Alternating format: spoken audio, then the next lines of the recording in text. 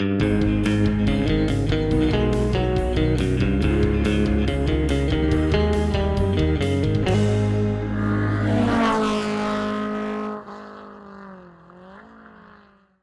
everybody, it's Charlie from Daily Motor. Today we've got the answer to the question nobody has asked, Miata versus motorcycle.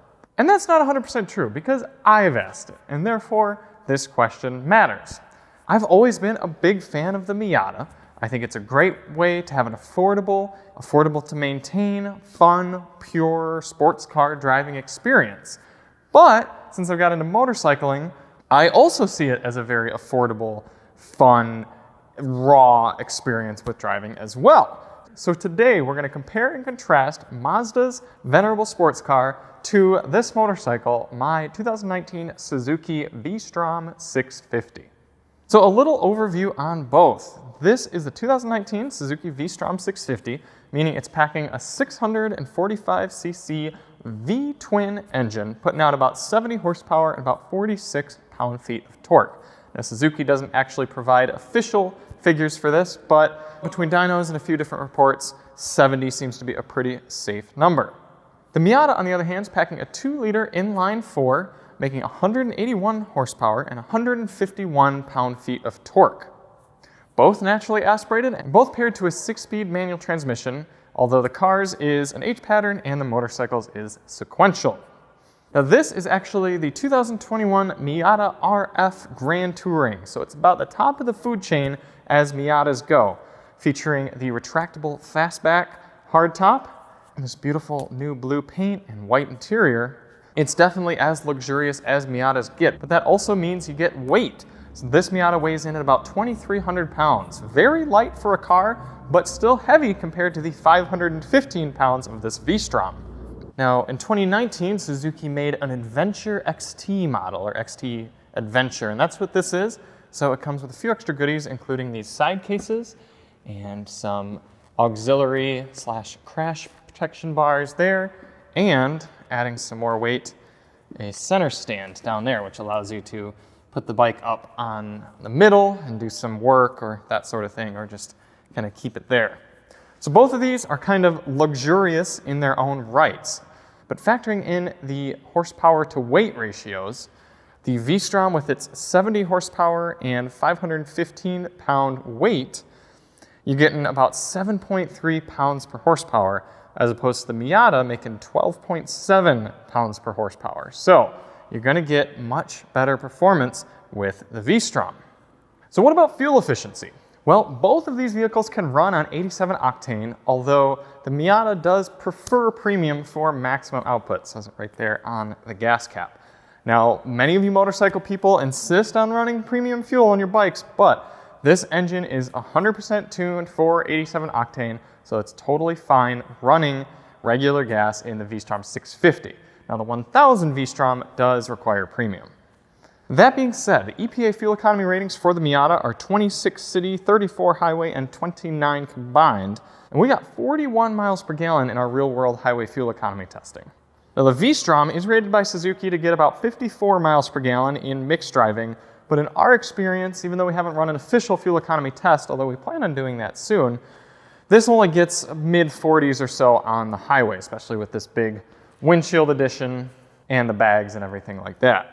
So based on the average fuel economy for both of these vehicles, the V-Strom is going to be able to go about 265 miles on a tank of gas, whereas the Miata is going to easily make 350 and even more if you're just cruising on the highway.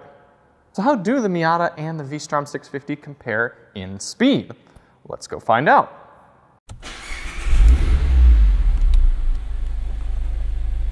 Miata doesn't sound as good, that is for sure, but transmission is great.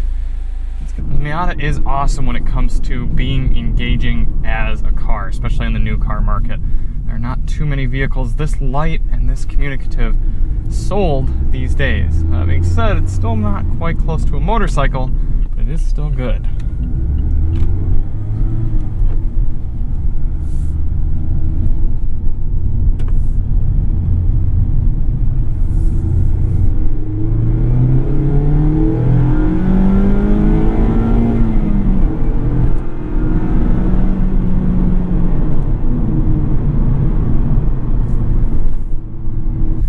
let's see.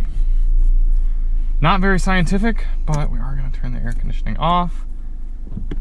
It's a little bit of a clutch drop, see what we can do.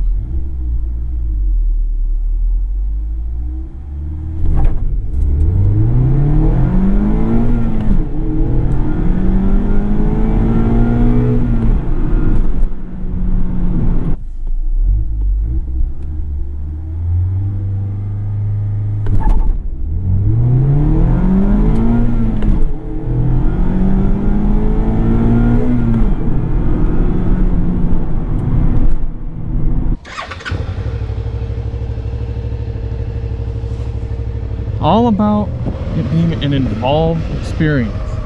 Everything you do, turning, accelerating, braking, shifting, you got to be considering all possible variables whenever you do any of those things. Road conditions, weather conditions, traffic, what your bike's doing, what gear you're in, your body position. Everything comes into consideration. No indicators telling you when to shift, just you and the bike. So I've seen numbers as low as in the mid 3s for 0 to 60s on this bike. Let's see what we can actually pull off in the real world.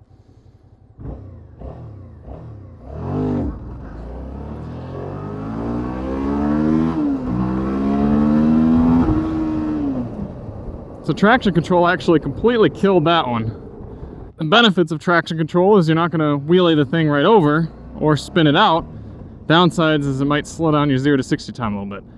So that's what I mean. Real world for an everyday driver is different than what the magazines get. Let's try it again. There again, I got a little bit of traction control intervention. Let's see if I can get it off the line without that.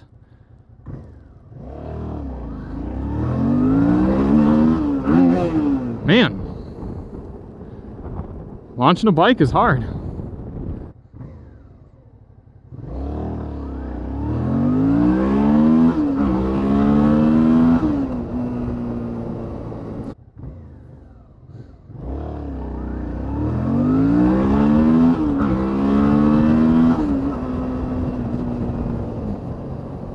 The good thing is even without getting the perfect 0 to 60 launch, the bike is still plenty fast and much faster than the Miata in daily driving situations.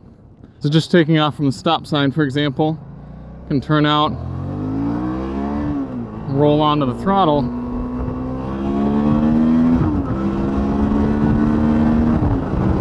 and you're going very legal speeds very quickly with minimal effort. Now, off-road capability and overall versatility is another thing I like to talk about when discussing the V-Strom. Technically, this is what they call an adventure bike. So you're featuring a little bit of ground clearance, a little bit of a capable suspension, an upright seating position, and something I added, these Michelin Anarchy Wild and Adventure tires that actually allow me to go off-road with some sort of confidence. Now, the Miata could do some dirt roads and realistically could probably get away with a light bit of off-roading, but you'd be much more at risk of breaking something, damaging the car, or getting stuck. So that is definitely a big plus to the motorcycle. I like to say there aren't too many vehicles that can get 50 miles per gallon, go off-road, and do 0 to 60 in under 4 seconds. So obviously another consideration of both the Miata and the motorcycle is going to be cargo. So what can hold more stuff? This sports car or that motorcycle? Let's find out. Let's say you're just coming back from a trip out to your parents' house for Easter. You've got the back of your Miata loaded up with all sorts of goodies. What do we got here? We got a bag of chips, we got some paper towel. I guess you were maybe doing some camping because you got some hot dog buns, you've got Easter presents, you've got a pillow pet, a jacket in case it gets cold, a little extendo light, you never know when you're gonna need to do some work on a car, some bottles of water, all sorts of stuff. Is there any way you'd be able to bring all of this home in the bike? Let's see. Now we're gonna start by ignoring this bag because this is actually where the passenger would sit. So we're gonna pull that forward and start with these 3 containers.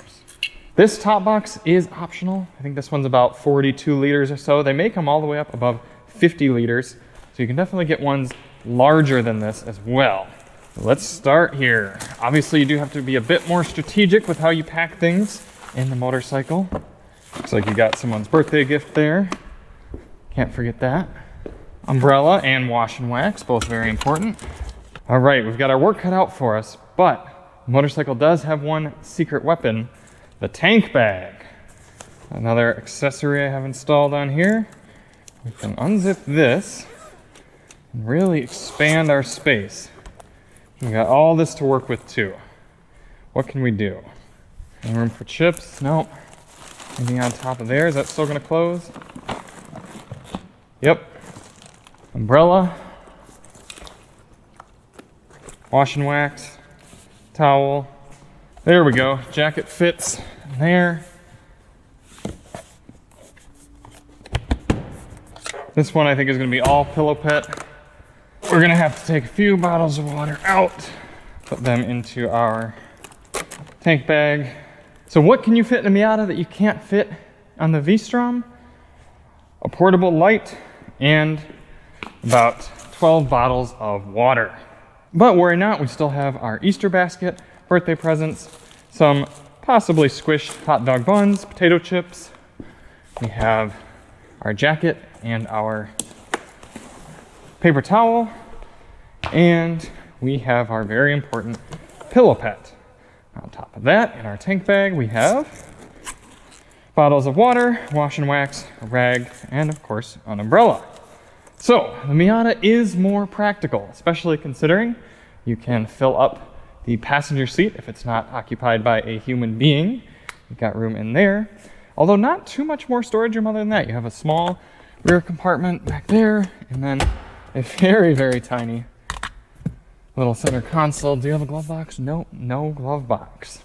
And the V-Strom, if you don't have a passenger, you've got this ability to fill this back space with a ton of room. This is a serious amount of storage. I could pretty much fit everything that's scattered in these 3 bags in just this one bag and be able to take it off, carry it into a hotel room or something like that super easily. So what other sort of interior amenities do you get in the Miata? Well, you have windows, you have a top that can close, you have traction control, you have lane departure warning, you have automatic climate control, 2 heated seats, 2 USB ports, a 9-speaker Bose audio system, 2 cup holders, navigation, and a parking brake. How about on the V-Strom? Well, on the V-Strom you have a windshield, you have a tachometer, you do have heated grips, although I installed those aftermarket. No heated seat, no cruise control, but I do have a throttle lock installed, so I can kind of cruise. I have a spot to hold my phone. I do have a 12-volt outlet there with, if I open up my little storage compartment, a USB-A adapter, and that is about it. So I'd have to give amenities to the Miata as well. How about maintenance? Well, oil changes on the Miata are recommended every 7,500 miles. Oil changes on the V-Strom every 4,000 miles. Other than that, you're gonna have some tire rotations. You're probably gonna be able to last about 40,000 miles on the tires if you're gentle. If you like hanging the rear end out, that's gonna go much quicker. For the V-Strom, you're gonna have some valve adjustments after, I think it's about 15,000 miles. You're probably gonna go through tires about every 10,000 miles as well. Now, it is only 2 tires compared to a set of 4, so a little bit lower cost, but more frequent intervals. For other ownership costs, Miata, you're gonna be paying for a full-on license plate, probably based off the MSRP of the car. So you're going to be paying hundreds of dollars a year for your plate and hundreds of dollars a year in insurance as well. For the V-Strom, I pay $25 a year for the license plate tabs and about $300 a year for full coverage insurance. And then there's straight up purchase price. The Suzuki V-Strom 650 for 2021 costs $10,500 in this XT, I think they call it the XT Adventure trim now. But the V-Strom itself starts way down in the $8,000 range. Now the Miata starts in the mid-20s, and this one that we see right here is $36,000. So while the Miata might have a whole lot more going for it, you're also paying 3 times as much money for definitely not 3 times as much vehicle. Now I know we're absolutely oversimplifying, and a motorcycle is not for everyone. It's not nearly as practical to use in everyday driving, everyday situations, all sorts of different weather.